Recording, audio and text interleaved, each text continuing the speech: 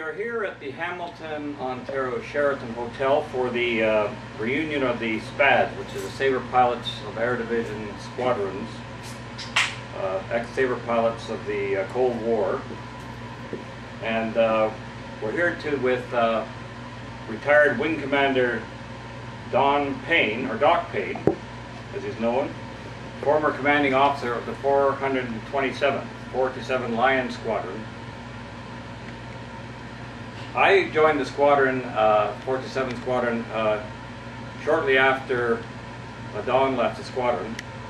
So I never really knew him until we got together at previous reunions.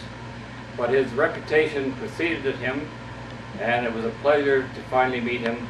And we're here today to learn a little about his extraordinary life as a fighter pilot and a bomber pilot during World War II. The best way we can do that is probably just start at the beginning. So Doc, can you just tell us where you were born and when roughly? And okay. Born in Leamington, Ontario, home of Heinz's ketchup. If it wasn't for Heinz, I wouldn't be here.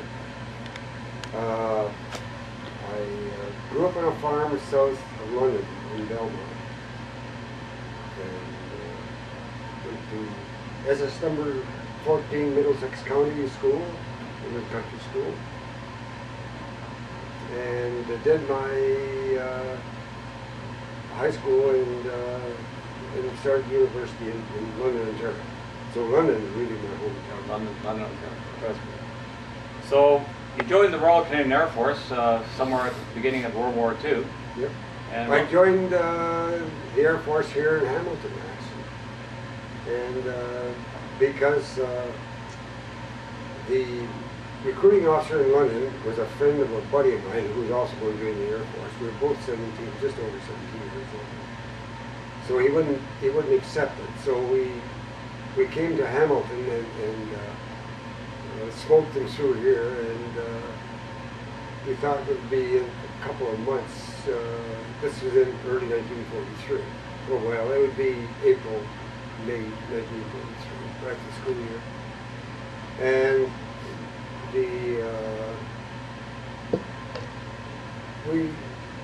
we got here and we thought we were going to have a big delay, and he gave us a voucher for overnight stay, and the next day we were in mining depot in Toronto, in the bullpen, and getting issued kit, and we were in the Air Force.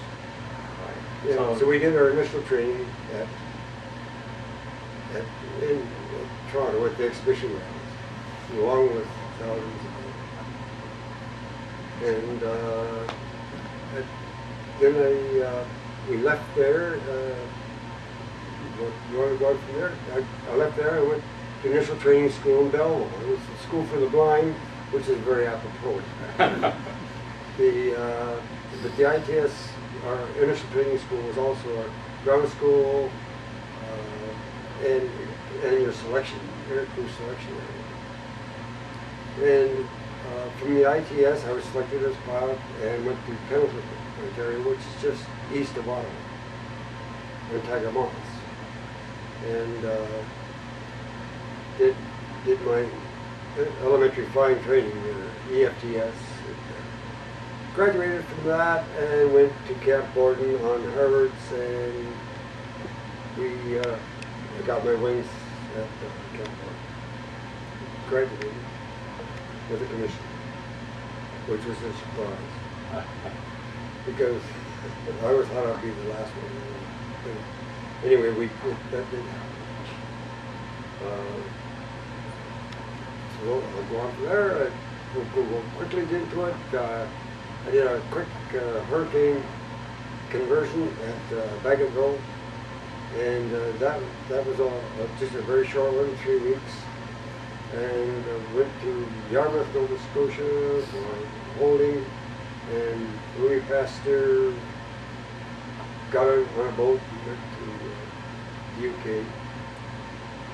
Went to Bournemouth,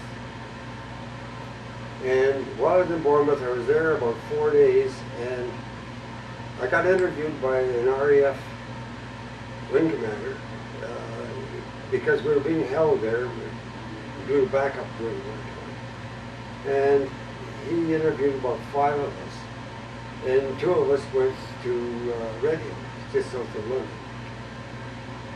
to fly with the RAF on a short-term basis. And it was a weapons proving unit. And we got converted to Spit 5s and Typhoons. And so we were out, and we were into the rocket business, electric firing rockets, and anti-personnel mine for the canals. So we work up on these locally in local rangers, and then to try them out, we would join up. They arranged that we join up with 111, the RAF squadron that had Typhoon. We'd get an escort with 111. We'd join up and we'd be part of their sortie. We'd be low-level sorties and Typhoon. And we'd go over and try these out and see if they actually worked on the targets. So that was quite an experience as a young guy, because you got to remember I was 18. And but we were very mature, suave kids. And we didn't drink, which was corrected very quickly at the Wheat Chief Hotel, Wheat Chief Inn at just outside of Reading. But anyway, the upshot of the whole thing was that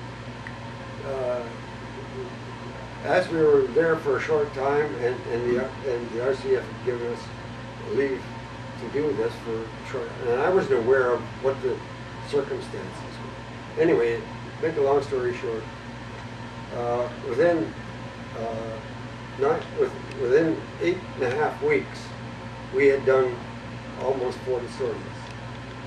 So it was an intense thing, and the boffins being the people, or the scientists that come up with these ideas, boy, that didn't work. You know, you press the button and nothing happened, and you say it didn't work, and now you got to get back. It was then those people to correct all this. So we were working with people that, they didn't really understand what the problem was. So, so I did the fighter pilot tour, and it was a sort of a non-op tour. We got bounced a bunch of times and stuff, but we were protected, and we did our best, and we got pretty good at it.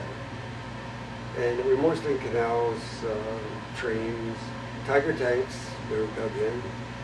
And that was our objective, to help. It was ground support, or lead the ground support. So we used something different. Anyway, from that, within that very short time, we had actually completed our tour. They came to us one day and said, the wing commander was an Australian in charge of it. And he came to us and said, you guys are through. You've done 4 trips more than you should. And we got their ministry on our bonus, and we got to send you back. So what they did then is I leaned against the bar that night and said, God, you know, I wouldn't mind. I was thinking ahead about it. I said I wouldn't mind flying a twin engineer. As a matter of fact, we'd flown the bullfighter with no dual already, and I like twin engine airplanes. So I asked them if they didn't mind. You know, I would like to go on twins, or have a go at it. And within a week and a half, I went to Kidlington in Oxford, Kidlington north of Oxford, on Oxford's, on a twin conversion. From there on in, I got into stream, Yamston on Wellington, so for our workup with our crews and our boning and stuff.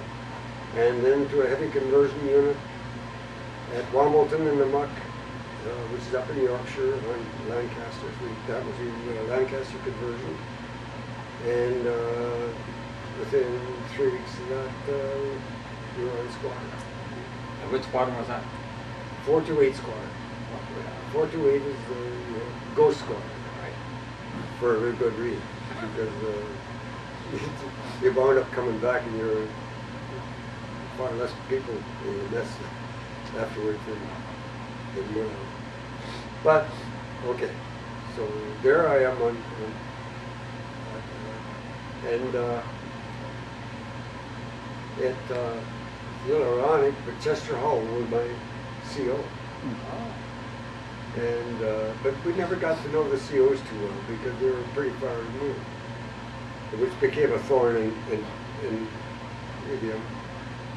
Hall's little thing, because he kept saying, "Don't you remember me? Don't you remember?" And you must have been a very poor race. Flight commander squad.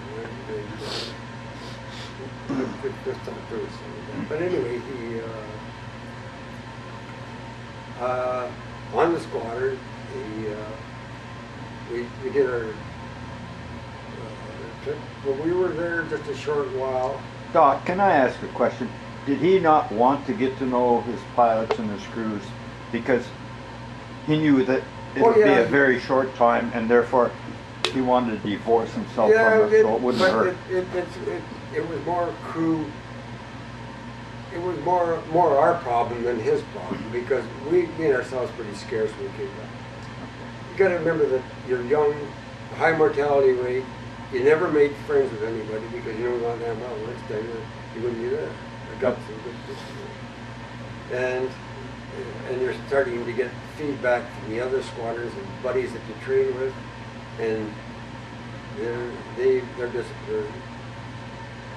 So anyway, I was immortal, so it didn't make any sense to me at all. It was all good. Anyway, we were there, a squadron, a short time, and our first,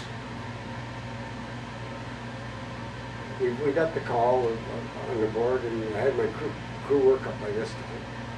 And my first operational mission was to Mance, and it was a particularly tough one because, and of course it's at night, and it was a particularly tough one because it's in a high density area and it's well defended.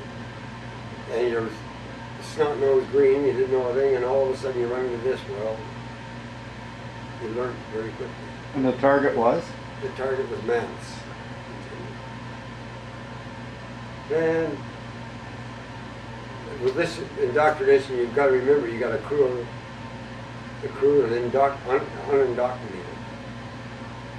And this is their first baptism of fire, and it's a good one. It's a really good one. So actually, it was a good training mission, to put it that way. And I had a particularly good bomb aimer and navigator. I wasn't particularly good at the cockpit. Remember, you only had one pilot in these things. And but I did my best, and the results that we had were quite good. So on subsequent flights, trips, we came back, and I won't go into that too long, but we went to mostly long range. You got to remember, this is getting later in the war, and so our targets are getting farther and farther away. And one of our early flights was to Chemnitz, which is a 10.5-hour flight.